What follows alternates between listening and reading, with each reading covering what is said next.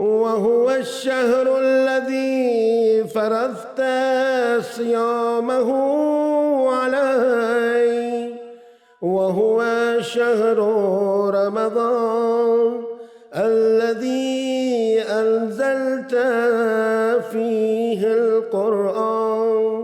أعوذ بالله السميع العليم من الشيطان اللعين الرجيم. بسم الله الرحمن الرحيم.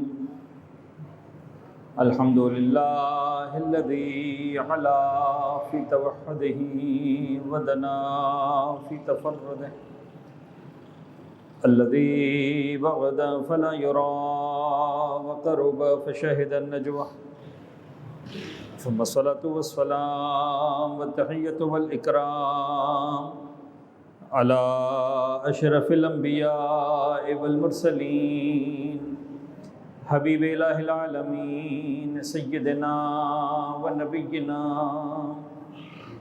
وحبيب قلوبنا وطبيب نفوسنا وشفيع ذنوبنا أبي القاسم محمد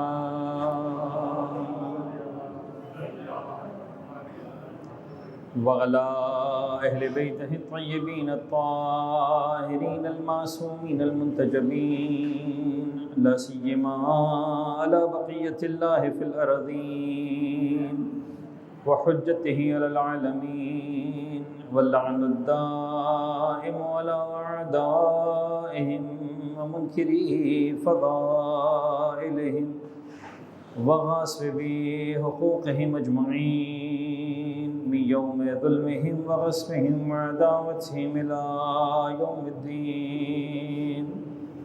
بسم الله الرحمن الرحيم. اللهم كن لوليك الحجة بن الحسن صلواتك عليه وعلى آبائه في هذه الساعة وفي كل ساعة وليا وحافظا وقائدا وناصرا ودليلا وعينا حتى تسكنه أرضك طوعا وتمتعه فيها طويلا. أما بعد فقد قال الله الحكيم في كتابه المبين. بسم الله الرحمن الرحيم. قل هو الله أحد الله الصمد لم يلد ولم يولد ولم يكن له كفوا أحد. صلوات پڑھیں گے محمد وعلى محمد.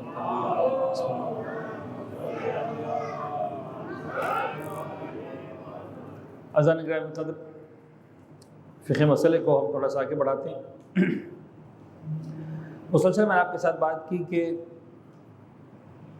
ماہ مبارک رمضان میں جو اہم ترین عبادت ہے، ہم نمازیں بھی پڑھتے ہیں، ظاہر سی بات ہے، دعائیں بھی کرتے ہیں، قرآن کی تلاوت بھی کرتے ہیں، لیکن جو رمضان کے مہینے کی خاص عبادت ہے وہ ہے روزہ. اور ہم نے ان 7-8 تقاریر کے اندر جو ابتدا میں فقہی مسئلہ بیان کرتا ہوں میں، اس کے اندر کوشش کی کہ روزے کی ڈیفینیشن کو آپ کے سامنے مکمل طور پر واضح کیا جائے، اور ہم نے کافی گہرائی میں جا کر کافی ڈیٹیل میں اس کو ڈسکس کیا. روزے کی ڈیفینیشن اللہ تعالیٰ کے حکم کو انجام دینے کی خاطر قربت اللہ کی نیت سے فجر کی اذان کے وقت سے لے کر مغرب کی اذان کے وقت تک مبتلات روزہ سے پرہیز کرنا، یہ روزہ کہلاتا ہے.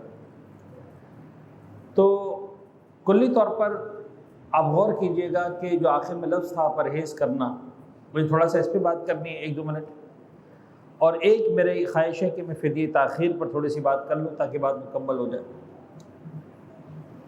پرہیز کرنے کا مطلب یہ ہے، کل ہم نے کل تک کی جو گفتگو میں ہم نے مبتلات روزہ کو ڈیفائن کر دیا، ڈسکس کر لیا، کھانا پینا، اس سے انسان کا روزہ باطل ہوتا ہے. اچھا، اس کے اندر کھانے پینے کے اندر ایک سوال جو کافی مرتبہ پوچھا گیا اور آج کل کافی لوگ مزید بھی پوچھ رہے ہیں، وہ سوال یہ ہے کہ کیا رمضان کے مہینے میں ویکسینیشن لگوانے سے، انجیکشن لگوانے سے، ڈرپ لگوانے سے وغیرہ وغیرہ وغیرہ روزہ باطل ہوتا ہے کہ نہیں؟ اس کے لیے آسان ترین الفاظ میں اگر ہم بات کو سمجھائیں تو یوں سمجھ لیجئے کہ کھانا اور پینا روزے کو باطل کرتا ہے، اور کھانا اور پینا وہی شریعت کی نگاہوں میں کھانا اور پینا مانا جائے گا جو چیز حلق کے ذریعے انسان کے پیٹ تک جائے۔ اگر کوئی چیز حلق کے ذریعے انسان کے پیٹ تک نہیں جا رہی ہے تو اس کو کھانے پینے کی ڈیفینیشن میں اسلام کاؤنٹ نہیں کرتا۔ لہٰذا ہمارے تقریباً تمام ہی علماء نے فرمایا ہے کہ آپ انجیکشن لگواتے ہیں، ڈرپ لگواتے ہیں، بلڈ انفیوز کرواتے ہیں، حتیٰ ساری چیزیں شریعت کی نگاہوں میں اس سے روزہ باطل نہیں ہوتا۔ مرحوم آقا خمینی رضوان اللہ تعالیٰ علیہ جو فرمایا کرتے تھے کہ ہاں ایسے فوڈ سپلیمنٹ، ایسی انجیکشن جو فوڈ سپلیمنٹ ہو، یعنی جو آپ کی غذائی ضروریات کو پورا کر رہی ہو، اس کو لگانا جائز نہیں ہے۔ لیکن باقی بزرگان مثلا آیت اللہ خوئی ہو گئے، آقا سستانی ہو گئے، یہ لوگ جو ہے وہ اس کو بھی منع نہیں کرتے، وہ کہتے ہیں کہ بہتر ہے کہ نہ لگوائی جائے، لیکن بہرحال لگاتے ہیں تو آپ گناہ گار نہیں ہوتے۔ تو خیر یہ تو ہو گئی فوڈ سپلیمنٹ کی بات۔ نارمل جو ڈرپس ہیں، دوائیاں ہیں، اینٹی بایوٹکس ہیں، کوئی اور اس طرح کی چیزیں ہیں، تو اگر آپ ان میں سے کوئی چیز لگاتے ہیں، یا جیسے آج کل کا ویکسینیشن ہے، آپ کووڈ کے لیے اپنے آپ کو ویکسین کروا لیں، تو ڈیفینیٹلی حالت احرام میں، حالت روزہ میں اس کو لگانا جائز ہے، اس سے آپ کا روزہ قطعاً باطل نہیں ہوتا۔ آپ حالت اختیار میں بھی اس کو جو ہے وہ لگا سکتے ہیں۔ تو ایک بات خیر یہاں پر ہو گئی۔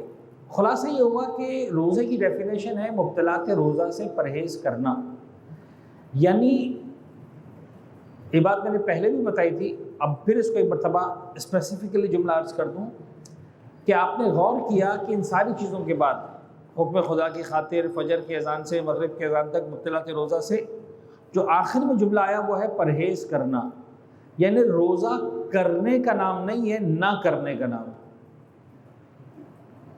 روزہ یہ ہے کہ یہ کام مت کرو۔ شاید یہی راز ہے کہ روزے کے بارے میں روایت ملتی ہیں کہ سب سے زیادہ پرخلوص عبادت جو ہے وہ انسان کی روزہ، یعنی ہر عبادت کے اندر انسان جو ہے ریاکاری کر سکتا ہے، روزے میں ریاکاری کرنے کی گنجائش نہیں ہے۔ روزہ ہے تو ہے، نہیں ہے تو نہیں ہے، نہ آپ کے چہرے پہ لکھا ہوا ہے، نہ آپ کے عمل سے ظاہر ہوگا۔ اور اگر روزے میں آپ کو ریاکاری کرنی ہے تو پھر واقعاً آپ کو بہت اعلیٰ درجے کا ریاکار ہونا چاہیے۔ جو مزاح میں کہا جاتا ہے کہ صاحب وہ شیخ چلی نے جب نماز پڑھ رہے تھے، کسی نے کہا صاحب دیکھو کتنی نمازیں پڑھ رہے ہیں، جلدی جلدی نماز ختم کر کے کہا کہ بھائی روزہ بھی رکھا ہوا، وہ ایک اور بات ہے۔ ادروائز جو ہے وہ روزہ جو ہے وہ کسی کے سامنے ظاہر نہیں کر سکتے۔ اور شاید یہی راز ہے کہ جو پروردگار عالم نے بات کی ہے روزے کے اندر، وہ کسی اور جگہ اتنی آسانی سے بات نہیں کی ہے، لعلکم تتقون، تاکہ تمہارے اندر تقوی آ جائے۔ تو جتنا آسانی کے ساتھ روزے کی عبادت میں تقوی حاصل کرنا آسان ہے، اتنا کہیں اور نہیں ہے، اس لیے کہ انسان خالصتاً دیکھتا ہے کہ میں ہوں میرا خدا۔ بلکہ میں سمجھانے کے لیے عام طور پر بچوں کو، نوجوانوں کو عام طور پر کہتا ہوں کہ دیکھو یار، ابھی جو الفاظ ہیں میرے، ظاہر سی بات ہے کہ سمجھانے کے لیے کہ انسان کو جو ہے نا خدا نظر آتا ہے، اور وہ نظر بھی کتنے فاصلے سے آتا ہے؟ 1 فٹ کے فاصلے سے نظر آتا ہے۔ وہ ایسے نظر آتا ہے کہ آپ انسان رمضان میں آپ نے روزہ رکھا ہوا ہے اور آپ پانی کا گلاس اٹھا لیں ہاتھ میں اور پینے کی کوشش کریں، اور آپ نہیں پیتے ہیں۔ کیوں نہیں پیتے ہیں؟ اس لیے کہ آپ کو اپنے اس ہونٹ اور یہ 1 فٹ کا فاصلہ گلاس، اس کے بیچ میں خدا نظر آتا ہے۔ غور فرما رہے ہیں؟ کوئی طاقت نہیں اس وقت، اماں نہیں دیکھ رہی، ابا نہیں دیکھ رہے، دوست نہیں دیکھ رہا، بھائی بہن نہیں دیکھ رہے، کوئی نہیں جو روکے۔ ایسے نہیں کہ خدا نے سسٹم ایسا بنایا ہے کہ صاحب کو ڈنڈا آئے گا اور ہاتھ پہ لگے گا اور آپ پانی چھوڑ دیں گے، آپ ایسا بھی نہیں۔ آپ اگر یہ پانی کا گلاس منہ سے نہیں لگا رہے، جو 1 فٹ کے فاصلے پر ہے، اس لیے کہ آپ کو کوئی اور نظر آ رہا ہے نہیں آ رہا، اس درمیان میں خدا نظر آ رہا ہے۔ آپ کہتے ہیں یار کوئی اور دیکھ رہا ہے کہ نہیں دیکھ رہا ہے؟ میرا خدا دیکھ رہا ہے۔ تو بس جس طرح سے یہ 1 فٹ کے فاصلے پر گلاس میں خدا نظر آ گیا اور انسان نے پینے سے انکار کر دیا، یہ خدا جب اس دن نظر آ جائے گا جب ہاتھ میں ریموٹ ہوگا ٹیلی ویژن کا، وہ بھی 1 فٹ کے فاصلے پر ہوگا، اور انسان نے اگر دیکھ لیا کہ بابا خدا ہے، تو پھر اس چینل پر ہاتھ نہیں رکے گا جس کو نہیں دیکھنا، اسی پر رکے گا جس کو دیکھنے کی دین نے اجازت دی۔ غور فرما رہے ہیں؟ جب موبائل فون ہاتھ میں ہوگا، اسکرین ہاتھ میں ہوگی، تو کسی ایسی اسکرین پر ہاتھ نہیں رکے گا جس کو دیکھنے کی منع ہے، ایسی اسکرین پہ آپ ضرور رکے گا جس کو دیکھنے کی اجازت ہے. تو پرہیز ہے. تو بہرحال یہاں پر اگر روزے کی ڈیفینیشن مکمل ہو جاتی ہے، روزہ کچھ کرنے کا نام نہیں، روزہ کچھ نہ کرنے کا نام ہے، اور وہ نہ کرنا حکم الہی کو انجام دینے کی نیت سے ہو تو انسان کا روزہ بن جاتا ہے. تو اس کے بعد پھر روزے کی ڈیفینیشن کی حد تک فرق نہیں پڑتا کہ آپ سارا دن سو کر گزاریں یا سارا دن جاگ کر گزاریں، سارا دن آپ جو ہے وہ قرآن پڑھتے ہوئے گزاریں کہ دعائیں پڑھتے ہوئے گزاریں، اسکول اور کالج میں گزاریں، یا مثال کے طور پر جاب پر گزاریں، یا اگر آپ دکاندار ہیں تو دکان پر بیٹھ کر گزاریں، سودا سلب لیتے ہوئے بیچتے ہوئے گزاریں. اس سے آپ کے روزے میں کوئی فرق نہیں پڑتا ہے. یعنی آپ کو اس بات کی اجازت ہے کہ آپ کاروبار بھی کر سکتے ہیں، آپ کو اجازت ہے کہ تعلیم کے لیے بھی جا سکتے ہیں، آپ کو اجازت ہے کہ آپ کھیل کود کے لیے بھی جا سکتے ہیں، آپ کو اجازت ہے کہ آپ دعا عبادت نماز میں وقت گزار سکتے ہیں، اور آپ کو یہ بھی اجازت ہے کہ آپ سو کر بھی وقت گزار سکتے ہیں. بلکہ پیغمبر اکرم کا فرمان یہاں پر جو ہے وہ کام آتا ہے کہ اللہ کے رسول ارشاد فرماتے ہیں کہ اگر رمضان کے مہینے میں تم تھک کر سو بھی گئے، یہ تھک کر سو کا لفظ تو میں استعمال کر رہا ہوں، پیغمبر نے استعمال نہیں کیا، شاید سمجھانا یہی چاہ رہے ہو، خدا بہتر جانتا ہے کہ اگر تم سو بھی گئے تو تمہارا سونا بھی جو ہے وہ عبادت کا ثواب رکھتا ہے، تمہارا سانس لینا تسبیح کا ثواب رکھتا ہے. یعنی اس مہینے میں پروردگار عالم کی اطاعت میں جب انسان زندگی گزارتا ہے اور انسان جو خدا کی اطاعت کی خاطر بھوک اور پیاس کو برداشت کرتا ہے تو خدا سانس لینے پر بھی عبادت کا ثواب عطا کرتا ہے. ایک صلوات پڑھ دیجیے گا محمد و آل محمد پر. عزیزان گرامی، میرا دل چاہ رہا ہے کہ میں 4-5 منٹ میں اس روایت کو مکمل کروں کہ جس پر ہماری گفتگو کل رکی تھی، تاکہ لفظ صمد کی جو تفسیر ہے اور جو خود امام حسین علیہ السلام سرکار کے حوالے سے ہمارے سامنے آئی ہے اس پر ایک دو جملے مکمل ہو جائیں، تاکہ ہمارا عنوان ہمارا باقی رہے. اور اس کے بعد شب 19 کی مناسبت سے شب قدر بھی ہے اور اہل بیت اطہار کے گھرانے کے لیے واقعاً قیامت کی شب ہے. شب 19 کی شب، مولا امیر کی سر اقدس پر ضربت لگانے کی شب، لگے جانے کی شب، وہ شب کہ جہاں پر آ کر مجھے نہیں پتہ اس طرح کے الفاظ اہل بیت کی شان میں زیب دیتے ہیں کہ نہیں، لیکن مصائب میں غم کے اظہار کرنے کے لیے اس طرح کے جملے بولے جاتے ہیں کہ کسی اور کی تقدیر بنی نہ بنی، زینب کبریٰ کی تقدیر اجڑ گئی. زینب ام کلثوم کے سر سے باپ کا سایہ اٹھنے کے گویا آثار نمودار ہو گئے.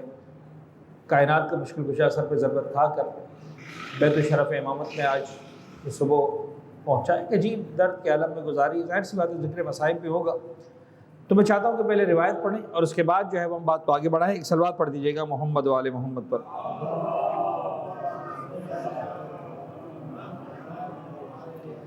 عزیزان گرامی، یہ روایت میں نے آپ سے عرض کیا تھا کہ بحر الانوار کی جلد نمبر 3 میں روایت موجود ہے، اور اہل بصرہ نے مولا حسین سرکار کی خدمت میں خط لکھا. روایت کے راوی ہمارے جو ہے وہ 5 امام ہیں جو فرماتے ہیں کہ مجھ سے میرے بابا نے، ان سے ان کے بابا نے ارشاد فرمایا، بلکہ ظاہراً 6 امام ہیں اس روایت کے صحابی، 5 امام نے یہ روایت کی. اور وہاں پر امام حسین سرکار نے فرمایا، پہلے تو منع کیا کہ اپنی مرضی سے قرآن کی تفسیر کبھی مت کرو، اور اس کے بعد پیغمبر کا فرمان سنایا کہ جو شخص اپنی مرضی سے قرآن کی تفسیر کرتا ہے وہ اپنے آپ کو گویا جہنم کی آگ میں بٹھا لیتا ہے. اور اس کے بعد فرمایا کہ جب اللہ نے کہا اللہ الصمد، تو لفظ صمد کی خود قرآن نے تفسیر کی ہے، یہ کہہ کر تفسیر کی ہے کہ لم یلد ولم یولد ولم یکن لہ کفوا احد. لیکن پھر لم یلد کو مولا حسین سرکار جس طرح سے ڈیفائن کرتے ہیں، کچھ بہت ہی علمی اصطلاحات کو اور الفاظ کو امام حسین نے استعمال کیا ہے. ظاہر سی بات ہے کہ میں کوشش کروں گا کہ اس کو بہت سادہ ترین الفاظ میں سمجھانے کی کوشش کروں. امام نے فرمایا کہ لم یلد، لم یلد کا ہم جو ترجمہ کرتے ہیں یعنی وہ کسی کا والد نہیں ہے، کوئی اس کی اولاد نہیں ہے، اس نے کسی کو جنم نہیں دیا، کوئی اس کے پاس سے متولد نہیں ہوا. لیکن یہاں پر امام حسین سرکار دیکھیں کہ لم یلد کو کہاں تک لے کر جا رہے ہیں. لم یلد یعنی لم یخرج منہ شیء کثیف ولا شیء لطیف. دیکھیں میں شیء لطیف کو سمجھاؤں تاکہ شیء کثیف کا ورڈ سمجھ میں آئے عربی زبان کے اعتبار سے. شیء لطیف یعنی مثال کے طور پر فرض کر لی جناب علی کہ انسان کی پاس آنکھ ہے، اس سے ایک چیز جنم لیتی ہے جس کو کہتے ہیں بینائی. سمجھ میں آ رہی بات؟ انسان کے پاس کان ہے، اس سے ایک چیز جنم لیتی ہے جس کو کہتے ہیں شنوائی، سماعت، سننے کی طاقت. میں کہوں کہ آپ ایک کام کریں کہ مجھے ایک کان دے دیں اور ایک سماعت دے دیں، تو ہم ان دونوں کو الگ الگ نہیں کر سکتے. حالانکہ سماعت نتیجہ ہے اس کان کا، بصارت نتیجہ ہے اس آنکھ کا. یہ بصارت آنکھ سے جنم لیتی ہے. اگر آنکھ بند کر دوں یا آنکھ نہیں ہے تو بصارت نہیں ہے. اگر کان ناکارہ ہو جائے تو پھر سماعت نہیں ہے. تو سماعت متولد ہوتی ہے کان سے، بصارت متولد ہوتی ہے آنکھ سے. یہ جو متولد ہوئی ہے اسے کہتے ہیں شیء لطیف. بصارت لطیف چیز ہے، آپ کی گرفت میں نہیں آتی ہے. سماعت لطیف چیز ہے، آپ کی دیکھنے میں نہیں آتی ہے، آپ کے گرفت میں نہیں آتی ہے، آپ کی طاقت میں نہیں آتی ہے. تو جو چیزیں آپ کی گرفت میں نہ ہیں اسے کہتے ہیں اشیاء لطیفہ، اشیاء لطیف. اور جو گرفت میں آ جائیں اسے کہتے ہیں اشیاء کثیف. اردو زبان میں کثیف کے معنی بدل جاتے ہیں، گندگی کو کہتے ہیں کثیف، لیکن عربی زبان کے اعتبار سے یہ پائپ میرے اختیار میں آ رہا ہے، اس کو کہا جائے گا کثیف. یہ شیء کثیف ہے.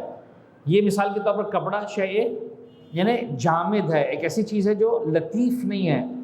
امام فرماتے ہیں لم یلد، لم یلد یعنی لم یخرج منہ شیء کثیف، اور آگے جا کر فرمایا ولا شیء لطیف، نہ اس کے ساتھ شیء کثیف سے نکلتی ہے کہ آپ مثلا ولد بچہ.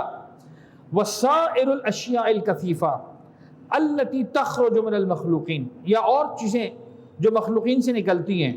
مثلا پسینہ ہمارے بدن سے متولد ہوتا ہے، شیء کثیف ہے. مثلا آنسو ہمارے بدن سے متولد ہوتے ہیں، شیء کثیف ہے. مثلا ناک کا پانی ہمارے منہ سے نکلتا ہے، شیء کثیف ہے. مثلا لعاب دہن ہمارے منہ سے نکلتا ہے، شیء کثیف ہے. اور اس طرح کی بہت ساری اشیاء، چاہے وہ پاک ہیں چاہے وہ نجس ہیں. امام فرماتے نہیں، پروردگار لم یلد، وہاں سے کوئی شیء کثیف بھی نہیں نکلتی. ولا شیء لطیف، شیء کثیف کی مثال امام نے نہیں دی، شیء لطیف میں باقاعدہ امام نے مثالیں دی. کن نفس، کن نفس جیسے خود نفس، خدا سے کوئی نفس متولد نہیں ہوتا.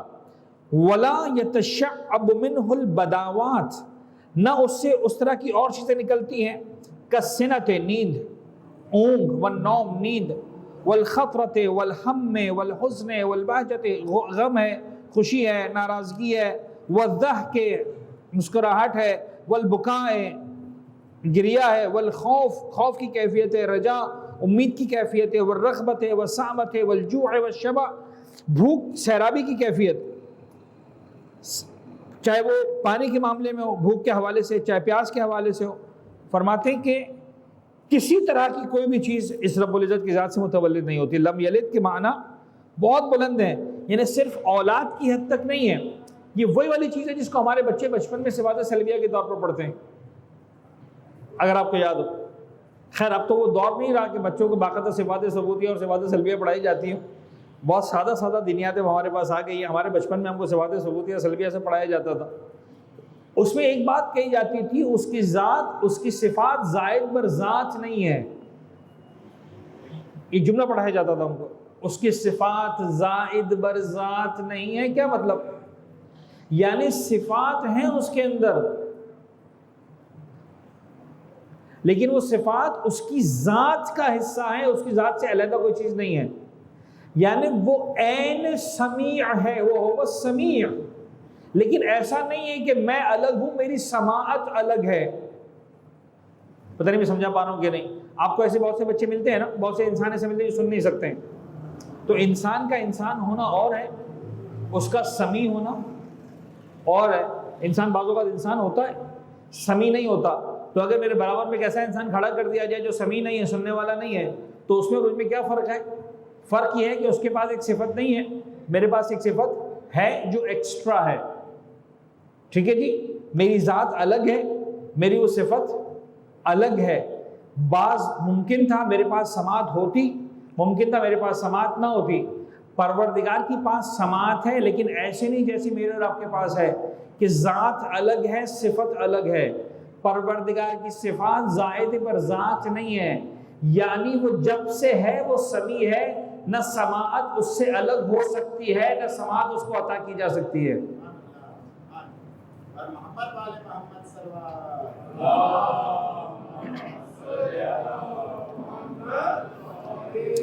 تو یہ ایک طرح سے معنی بنتے ہیں لم یلد کے، ولم یولد یعنی لم یتولد من شیئن، ولم یخرج من شیئن یعنی وہ لم یولد ہے، اس کو کسی نے جنم نہیں دیا۔ کسی نے جنم نہیں دیا کا مطلب اب اگین وہ ایسا نہیں ہے کہ کوئی شے جس طرح عناصر کثیفہ میں سے نکلتی ہے وہ کوئی ایسی شے ہو، یعنی نہ وہ بندہ ہے جس سے پسینہ نکلے، نہ وہ پسینہ ہے جو کسی بندے سے نکلے، یعنی نہ وہ ایسا بشر ہے کہ کسی کو جنم دے، نہ ایسی ذات ہے کہ کسی نے اس کو جنم دیا ہو۔ تو لم یتولد یا لم یولد کی بھی تشریح اسی طرح سے امام نے فرمائی کہ لم یتولد من شیئن ولم یخرج من شیئن کما تخرج الاشیاء الکثیفہ من عناصرها، جیسے مختلف اشیاء کثیفہ اپنے عناصر سے نکلتی ہیں، کالشیء من الشیء والدابۃ من الدابۃ، جانور سے جانور نکلتا ہے، زمین سے جو ہے وہ نبات نکلتا ہے، چشموں سے پانی نکلتا ہے، درختوں سے پھل نکلتے ہیں۔ خدا ایسا نہیں کہ کسی چیز سے نکلا ہوا ہو۔ لم یولد کا مطلب یہ نہیں کہ کسی انسان نے جنم دیا ہو، نہ بابا کسی مادے نے اس کو، میں نے جو کل ساری بات کر رہا تھا اسٹیفن ہاکنگ کے حوالے سے بات کر رہا تھا یا دوسرے سائنسدانوں کے حوالے سے، کہ وہ کہہ رہے ہیں کہ سب یہ مادہ، خدا ایسا نہیں کہ کسی مادے سے نکلا ہو، کسی چیز سے نکلا ہو، کسی جگہ سے خارج ہو کر آیا ہو، نہ بابا، وہ ذات الگ، لم یزل لا یزال ذات ہے، وہ ہمیشہ ہمیشہ کی ذات ہے، کسی اشیاء کثیفہ سے نہیں نکلا۔ اور یہ جملات امام استعمال کر رہے ہیں کب؟ آج سے 1400 سال پہلے اہل بصرہ کے لیے۔ پھر وہ روایت سمجھ میں آتی ہے کہ امام نے فرمایا تھا کہ بابا ایک زمانہ آئے گا جب ایسی اقوام پیدا ہوں گی متعمقون، جو توحید کو اس کی گہرائی میں جا کر سمجھنے کی کوشش کریں گی، پروردگار نے ان کے لیے سورہ توحید کو اتارا ہے۔ خیر، من الجناب والثمار من الاشجار ولا كما تخرج الاشیاء اللطیفہ من مناکزها، اور نہ ہی وہ اشیاء لطیف کی طرح کسی چیز سے نکلا ہے۔ پھر اگر وہ والی مثالیں، کالبصر من العین، جس طرح آنکھ سے بصارت نکلتی ہے وہ بصارت کی طرح سے نہیں کہ آنکھ سے نکلا ہو، والسمع من الاذن، وہ سماعت کی طرح سے نہیں جو کانوں سے نکلا ہو، والشم من الاف، وہ جناب علی اس حصے بویائی کی طرح سے نہیں ہے جو ناک سے نکلتی ہے، والذوق من الفم، یا اس حصے چشائی کی طرح سے نہیں ہے جو انسان کی زبان سے نکلتی ہے، والکلام من اللسان، جو منہ سے نکلتا ہے، والمعرفت والتمیز من القلب، یا جس طرح معرفت اور تمیز جو ہے وہ انسانی قلب کے پروڈکٹس میں سے یا اس کے ریزلٹس میں سے، اس کے نتائج میں سے ہے، وکالنار من الحجر، یا جس طرح پتھروں کے زمانے میں جیسے آگ چھپی ہوئی ہوتی تھی، انہیں اب لفظ آگ چھپی ہوئی ہونا استعمال کیا گیا ہے۔ اس کی مثال آج کل تو بہت سادہ ہے، ماچس ہے، ماچس کی تیلی آپ لیتے ہیں، اس کو آپ رگڑتے ہیں، اس میں آگ نکلتی ہے، تو بچے کو سمجھانے کے لیے کہا جائے گا کہ بابا آگ اس کے اندر محفوظ ہے، یہ وہ مواد ہے اس ماچس کی تیلی پہ لگا ہوا جس نے آگ کو اپنے اندر سٹور کر کے رکھا ہوا ہے، جب اس کا دروازہ کھولا جائے گا تو آگ اس میں سے باہر نکل جائے گی۔ وہ دروازہ کیسے کھلتا ہے؟ آج کل کے تالے کی طرح سے نہیں کھلتا۔ وہ تالا کیسے کھلتا ہے؟ وہ اس کو رگڑ دینے سے کھلتا ہے، جب اس کو آپ رگڑ دیتے ہیں تو تالا کھلتا ہے۔ ایک زمانے میں چخماق کے پتھر ہوا کرتے تھے، پتھروں کو رگڑا جاتا تھا تو اس سے کیا ہوتا تھا؟ آگ نکلتی تھی۔ تو جس طرح پتھروں سے آگ نکلی، اس طرح خدا کسی چیز سے نکلا ہوا نہیں ہے، بل هو اللہ الصمد، بلکہ وہ صمد ہے۔ کون کہہ رہا ہے؟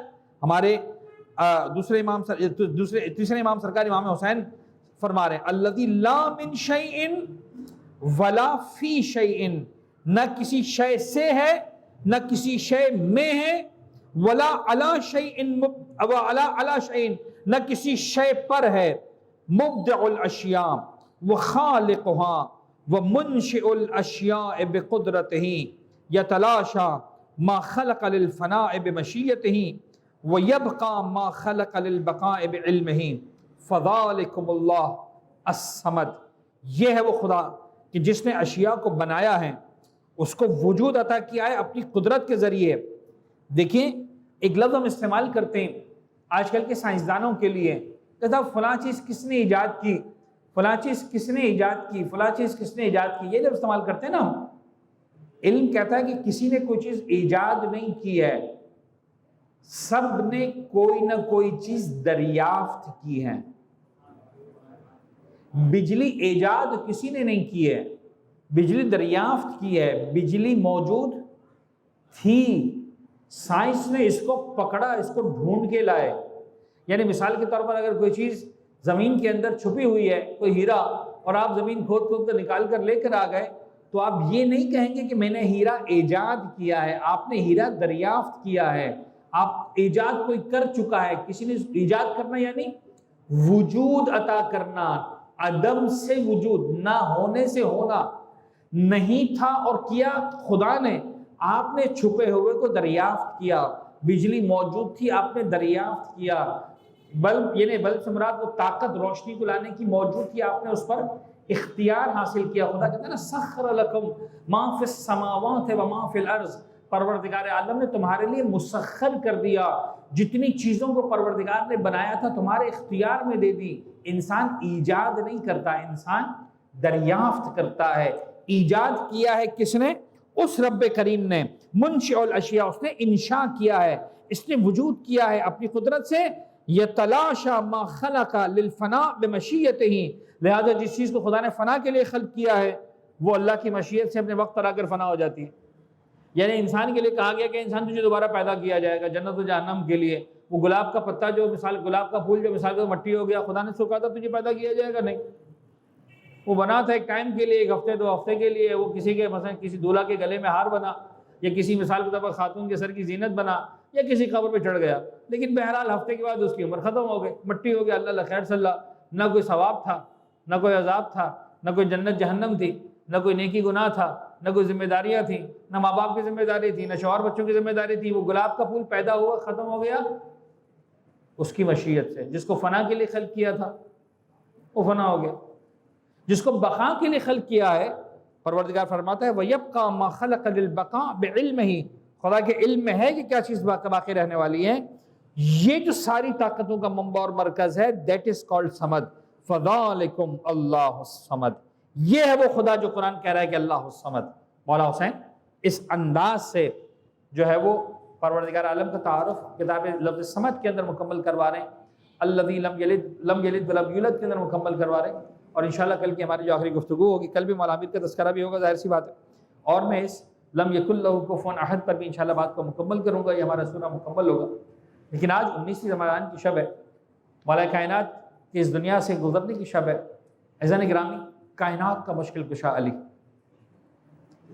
میں بہت مختصر الفاظ میں ایک دو جملات آپ کے سامنے پیش کرنا چاہ رہا ہوں۔ اس وقت اتنا وقت نہیں ہمارے پاس کہ ہم کسی ایک موضوع کو لے کر باقاعدہ طور پر اس پر جو ہے وہ بات کریں یا فضائل کا تذکرہ ہو۔ مولا عامر کے فضائل دنیا گنتے گنتے تھک جائے،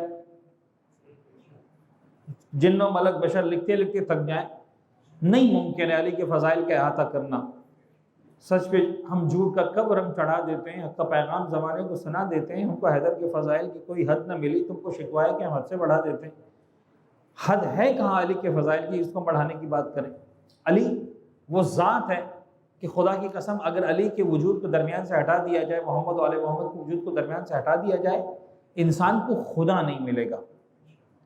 خدا کی ذات تک اگر آج انسان کی رسائی ہے، پہنچائے انسان خدا کی ذات تک، تو علی بن ابی طالب کا احسان ہے۔ اس لیے احسان نہیں ہے کہ علی بن ابی طالب خدا نہ خواستہ میں پیغمبر سے بڑا ہوں، میں اس لیے کہہ رہا ہوں کہ اگر آپ تاریخ اسلام کو اٹھا کر دیکھیں تو اس خدا کی خدائی کو جو محمد ابن عبداللہ نے پیغمبر اکرم نے ساری انسانیت تک پہنچایا، اس پیغام کی بقا کی ذمہ داری اگر لی ہے تو وہ اولاد ابو طالب نے لی ہے۔ سرکار، میں اگین پیغمبر اکرم کی شان، پیغمبر بابا جہاں پر آ کر علی اپنا سر جھکا دے اور یہ زبان پر جملہ آ جائے کہ انا عبد من عبید محمد، علی محمد کے ادنا غلاموں میں سے غلام ہے، وہ ہماری کیا مجال ہے کہ ہم شان پیغمبر میں گستاخی کرنے کا تصور کریں۔ لیکن میں سمجھانا یہ چاہ رہا ہوں کہ اگر نہ ہوتے علی امیر کائنات، خندق کے میدان میں اسلام کہاں کھڑا تھا؟ مجھے ایمانداری سے بتائیے۔ صرف خندق کے میدان کو آپ لے لیں، خندق تاریخ پوری پڑھنے کا وقت نہیں ہے، پورے کے پورے واقعات پڑھنے کا 1% کی گنجائش نہیں، صرف اتنا لے آئیں جناب علی خندق کے میدان میں ادھر درمیان میں خندق کھودی ہوئی ہے، اچھی خاصی گہرائی ہے، ادھر کا لشکر ادھر موجود ہے کفار کا، مسلمانوں کا لشکر ادھر موجود ہے، نہ وہ لشکر یہاں آ سکتا ہے نہ لشکر وہاں جا سکتا ہے۔ اس کو کہتے ہیں محاصرہ۔ ظاہری اعتبار سے پیغمبر اکرم کے لشکر میں اتنی طاقت، ظاہری اعتبار سے کہ بالکل کھل کر مقابلہ کریں، جا کے لڑیں، ایسا نہیں تھا، لہٰذا پیغمبر نے مشورے سے کیا کیا تھا؟ خندق کھودی تھی۔ کفار کا لشکر اچھا خاصا طاقتور لشکر بھی ہے، اچھا خاصا زیادہ لشکر بھی ہے، ادھر موجود ہے، ادھر مسلمانوں کا لشکر موجود ہے۔ ایسے میں کوئی بھی سپاہی جو سب سے بڑی حماقت اور بیوقوفی کر سکتا ہے وہ یہ کر سکتا ہے کہ اپنے لشکر کو چھوڑ کر دوسرے کے لشکر میں چلا جائے۔ سمجھا پا رہا ہوں یہ بات کہ نہیں؟ یعنی ایک طرف مثلاً 2-4 ہزار آدمی کھڑے، ایک طرف 10,000 آدمی کھڑے، دونوں لشکر ہے، ایک آدمی اگر چلا گیا 10,000 کے اندر تو اس کی تکہ بوٹی بن کے پتہ بھی نہیں چلے گا کہاں گیا۔ اب آپ ذرا غور کیجئے، میں سمجھانے کے لیے الفاظ استعمال کر رہا ہوں۔ جس طرح ایک کام کیا تھا خیبر میں مولا کائنات نے، کیا کام کیا تھا کہ مسلمانوں کا لشکر اس قلعے کے اندر ہی نہیں جا پا رہا تھا کہ یہودیوں کو حملہ کرے، مارے، لڑائی ہو، جنگ ہو وغیرہ وغیرہ، یہی تھا نا، جاتے تھے واپس آ جاتے تھے، قلعہ کا لشکر۔ مولا کائنات نے کیا کام کیا؟ 2 انگلیوں سے جو ہے وہ خیبر کے در کو اکھاڑا، اس دروازے کو جس کو 50 آدمی مل کے بھی نہیں کھول سکتے تھے، میرے مولا نے 2 انگلیوں کی طاقت سے اس کو جو ہے وہ اکھاڑ کے پھینک دیا۔ پھر مسلمانوں کے لشکر نے حملہ کیا، پھر جنگ ہوئی باقاعدہ، اور پھر جو ہے وہ یہودیوں کو جنم حاصل کیا۔ تو اصولاً جنگ اس وقت فتح نہیں ہوئی تھی جب میرے مولا نے خیبر کے در کو اکھاڑا تھا، اس وقت تو جنگ شروع ہوئی تھی۔ لیکن آج کا مورخ کیا لکھتا ہے؟ جنگ اسی وقت ختم ہو گئی تھی۔ کیوں ختم ہو گئی تھی؟ اس لیے کہ سب سے بڑی رکاوٹ تھی وہ یہی تھی، جب یہ حل ہو گیا تو اس کے بعد پھر کس کی طاقت تھی کہ مسلمانوں کو روکتا؟ غور فرما رہے؟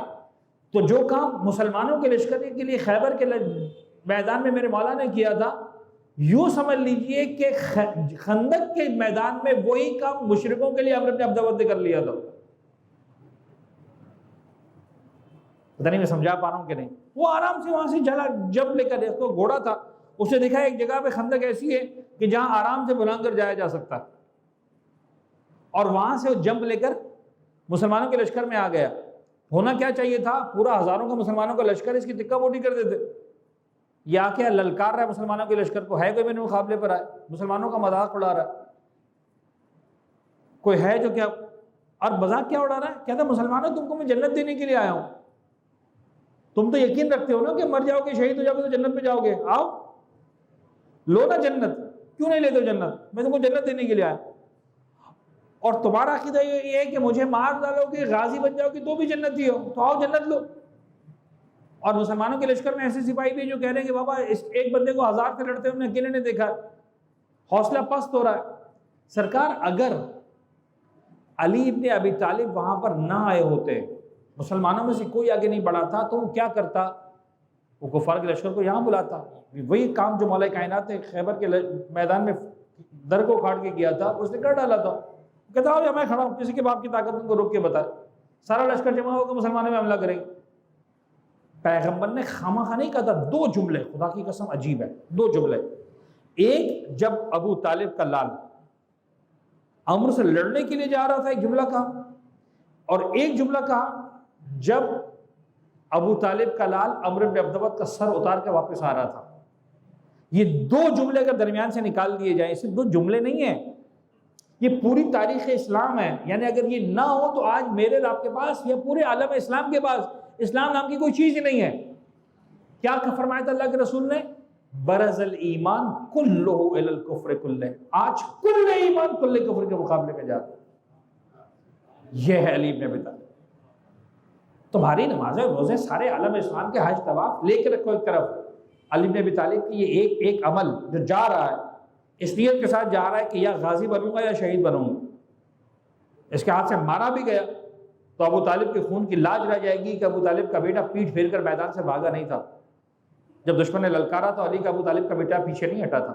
برز الایمان کلہ الی الکفر کلہ، آج کل ایمان کل کفر کے مقابلے پر جا رہا ہے۔ اور جب عمرو کے ساتھ میرے مولا کی جنگ ہو گئی، جنگ پڑھنے کا وقت نہیں میرے پاس، بڑی طولانی روایت ہے اور بڑے اس کے اندر میسیجز ہیں، انشاءاللہ پھر کبھی موقع ملا تو پڑھیں گے یا کل موقع ملا تو پڑھیں گے۔ لیکن بہرحال اس کے بعد جب میرے مولا عمرو کا سر اتار کر واپس آ رہے ہیں، بڑی شان کے ساتھ میرے مولا نے لڑائی کی، اور اسی لڑائی کے اندر وہ منظر پیش آیا کہ جب عمرو بن عبد الود کی تلوار چلی اور میرے مولا کا سر مبارک زخمی ہوا۔ آج ہی کی مجلس میں مصائب پڑھے جاتے ہیں کہ عبد الرحمن ابن ملجم نے اسی مقام پر تلوار لگائی تھی جس مقام پر خندق کے میدان میں عمرو کی تلوار لگ چکی تھی۔ میرے مولا کا سر مبارک زخمی ہوا، ایسا بہادر تھا لیکن ابو طالب کے بیٹے نے علی بن ابی طالب نے سر اتارا، اور جب سے لے کر واپس آ رہے ہیں پیغمبر نے دیکھا اس انداز کو ایک جملہ کہا، ضربۃ علی یوم الخندق افضل من عبادت الثقلین۔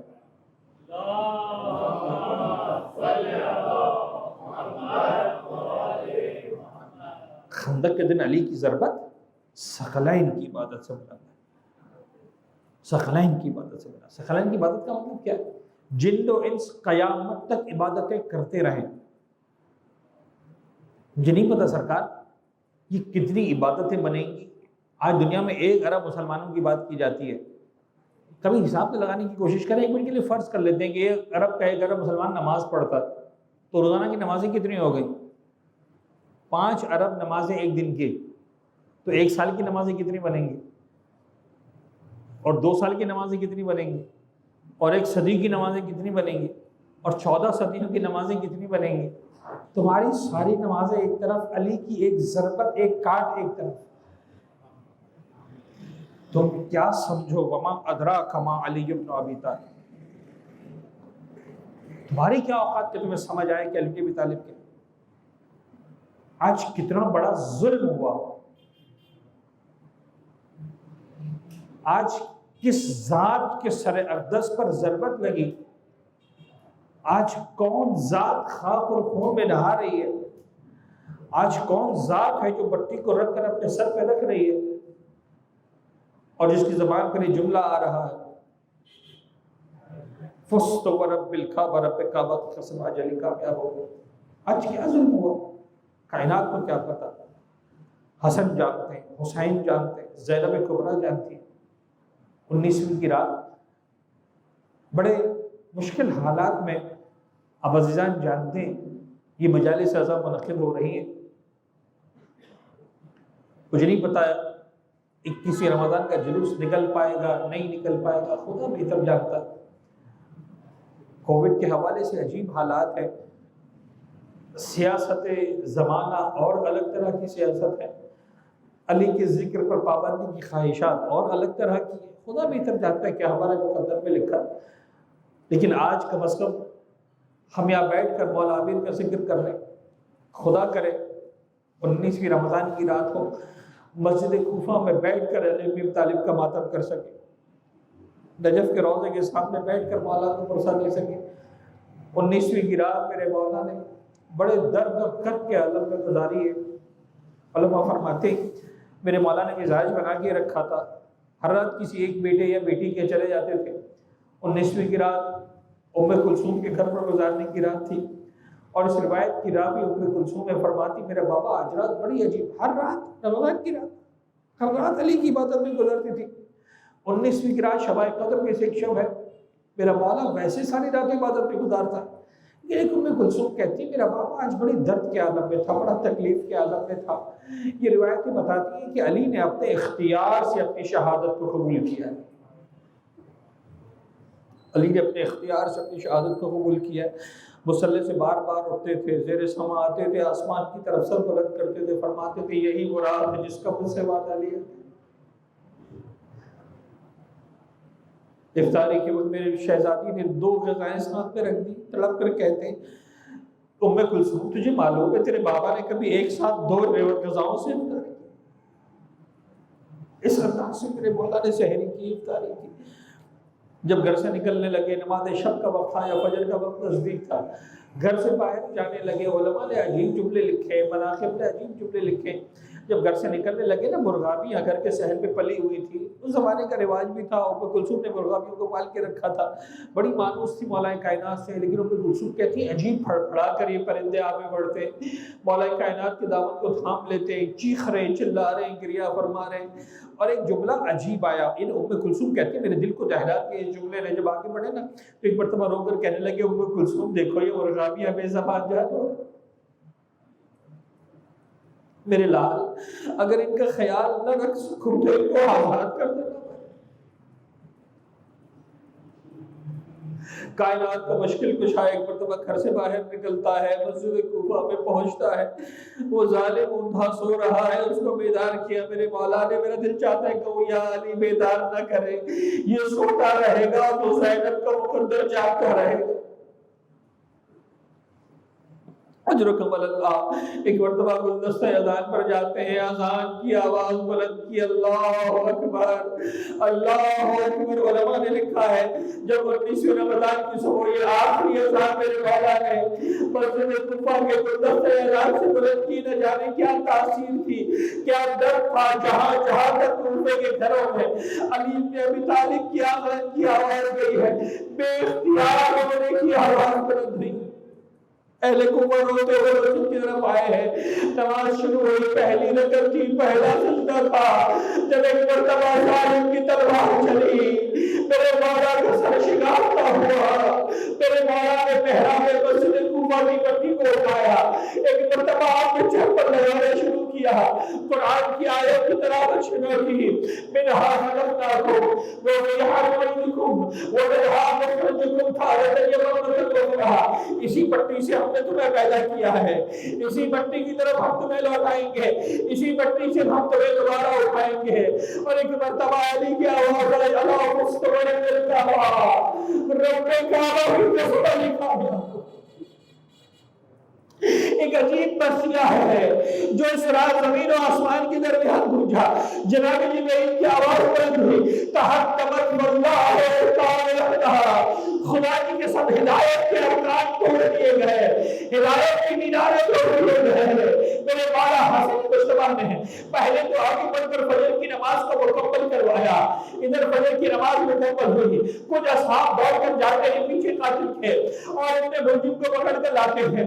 میرے مولا کی حالت بڑی عجیب ہے، زہر بدن میں سرایت کرنا شروع کر چکا ہے، سر سے خون جاری ہے، پٹی کے ذریعے سر کے بدن سے ہم کو بند کرنے کی کوشش کی گئی ہے۔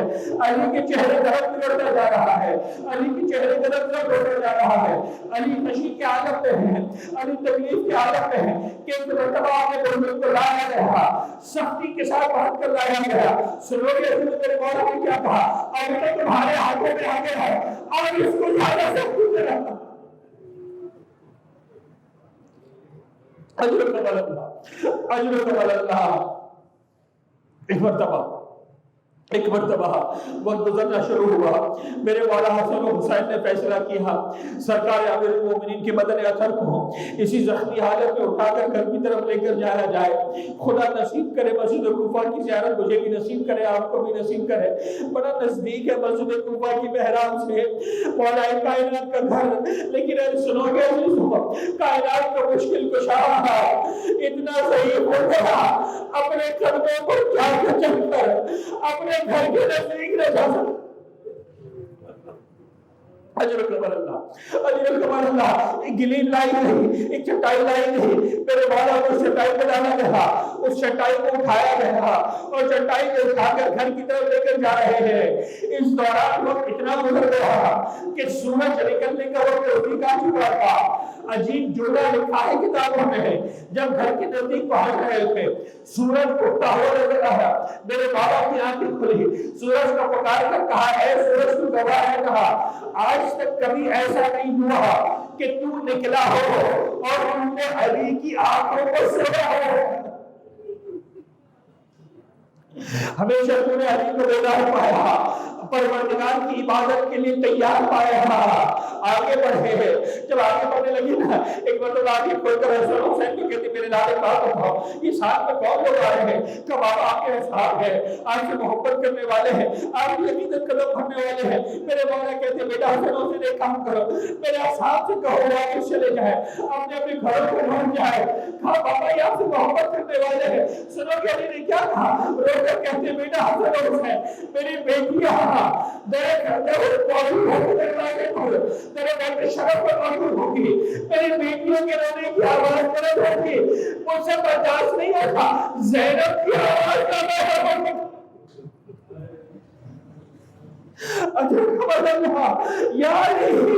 یہ اپنے ماننے والے ہیں، عقیدت رکھنے والے ہیں، ان کے کانوں میں زینب کے رونے کی آواز جانا ہمیں گوارا نہ کیا۔ کل اسی کوفے کی دھڑاک میں ہوگی، بے مغرب سے اتر کے بھول جا رہی ہوگی، وہاں محمد وہاں علیہ کی صدائیں بلند کر رہی ہوگی۔